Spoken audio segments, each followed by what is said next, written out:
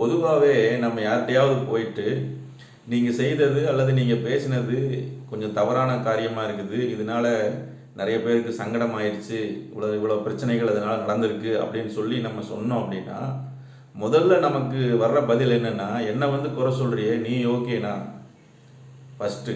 ரெண்டாவது, ஊர் உலகத்தில் செய்யாததான் நான் செஞ்சுட்டேன் அப்படிம்பாங்க. மூணாவது, இவன் நம்மளை வந்து குறை சொல்கிறானே, இவனை நம்ம ஏதாவது சொல்லி இவனையும் நம்ம ஏதாவது குற்றப்படுத்தணும் அப்படின்னு யோசிப்பாங்க. இதுதான் பெரும்பாலானவர்கள் செய்கிற ஒரு காரியம்.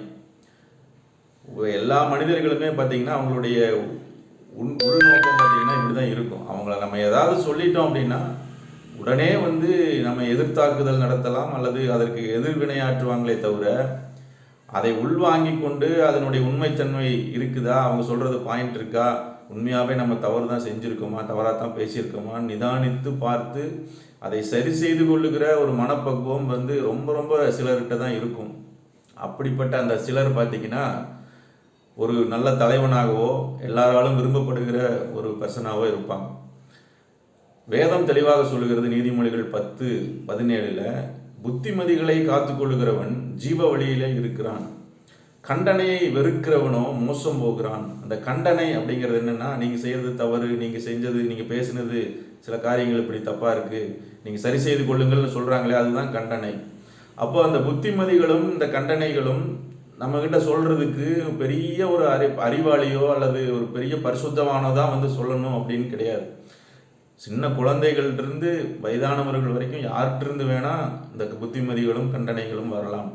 அப்படி வந்தால் நம்ம அதை எவ்வளவு உள்வாங்கி கொண்டு அதை நம்ம பக்குவமாய் அதை ஹேண்டில் பண்ணுகிறோம் என்கிறது தான் ரொம்ப ரொம்ப முக்கியமான காரியம்.